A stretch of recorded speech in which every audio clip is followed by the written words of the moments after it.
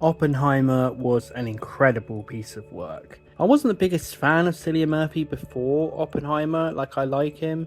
I never really rated him that much, but after this, he's one of the best actors on the planet. Just blew me away. He holds your attention for the entirety of this very long film. And this is a film about decisions. This is a film about the colossal impact human decisions have on the world and the incredibly difficult decisions that had to be made back then that were basically evil decisions whatever way you went. It's a kind of a film about there was no winner in any of this.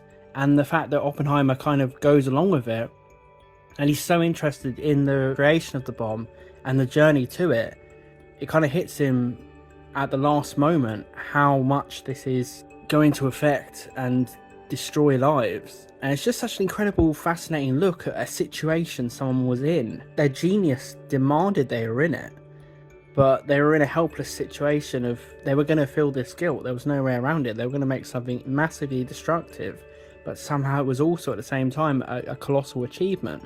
It's about the kind of yin and yang of the things that humanity creates and the way humanity behaves to each other and the journey of humanity to where we are today.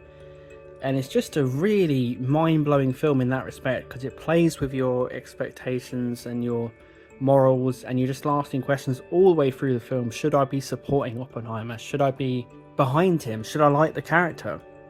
I would say you can just as much dislike the character as you like the character. It's a fascinating performance by Cillian Murphy, and I really like the way Christopher Nolan has basically presented this character who is not black and white, incredibly nuanced, incredibly significant figure, and you were just drawn to him for the entire film. And I feel like this movie is an incredible triumph for Nolan to present us this complex figure from history the best way you could possibly portray him on screen in all of his glory and all of his flaws and all of the in-between.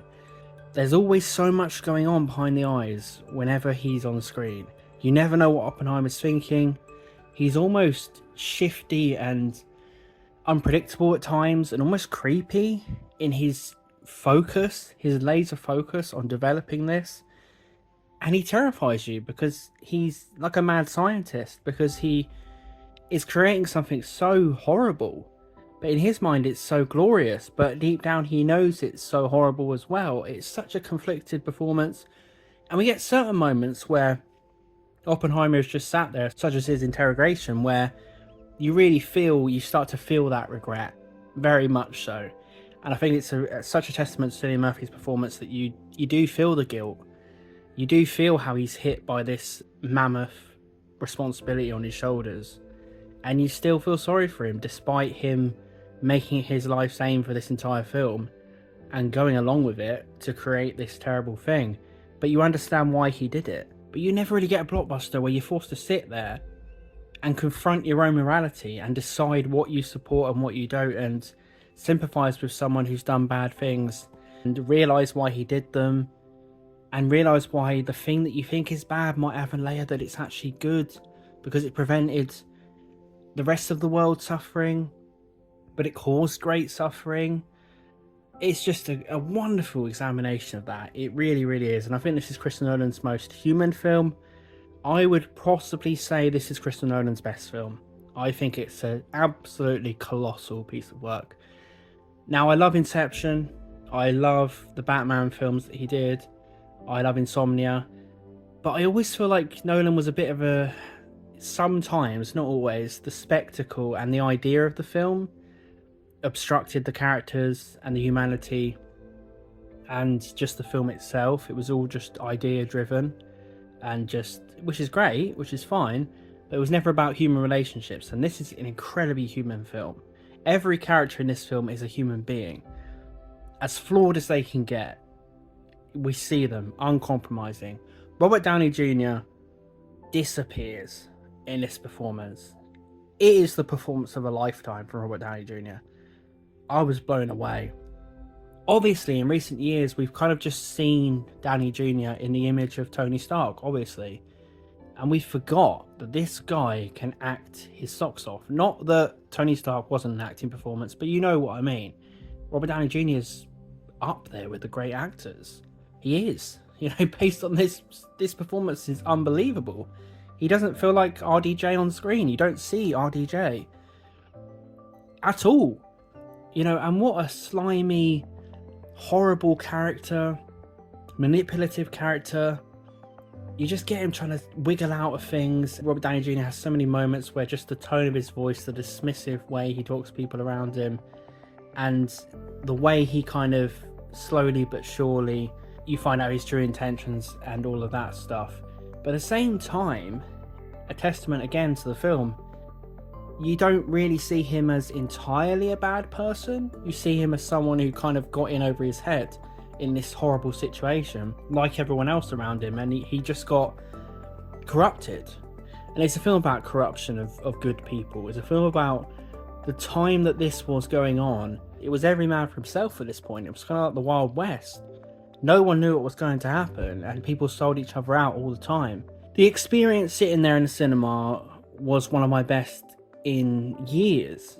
This is the sort of film that I just miss so much, and it still nails it. It's still the film you want to see. I miss the days of blockbuster, thought-provoking films, you know, like Terminator 2, like Aliens, and Christopher Nolan's still doing that with Oppenheimer. And I just feel like I was just sat there and I was blown away by the spectacle of the filmmaking, the majesty of it all. And obviously the sound design is always a massive thing in Nolan's films. You feel every single little pin drop in Nolan's films. And that scene where they test out the atom bomb, unbelievable filmmaking. The tension in the lead up, the anxiety you feel, the horror you feel, the uncertainty you feel. That scene, you feel the full weight. You feel like you're watching the atom bomb being detonated. You do. You feel it so much sitting in that seat. A moment in time, everything stops when you're watching that scene. It's unbelievable stuff. It's incredible. And Christopher Nolan is... no one could do that on planet Earth other than Nolan. That's his forte.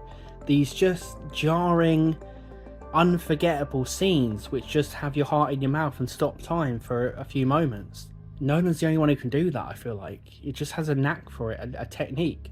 I love Christopher Nolan, but this for me has solidified him as possibly the greatest filmmaker working today. That's how much I rate this film. I think it's a masterpiece. You know, it never ran out of steam. It kept asking questions. It kept getting me interested. I didn't want the film to end. And you know what? That doesn't happen a lot. Even when I'm watching fantastic films that are very long, I never sit there not wanting it to end.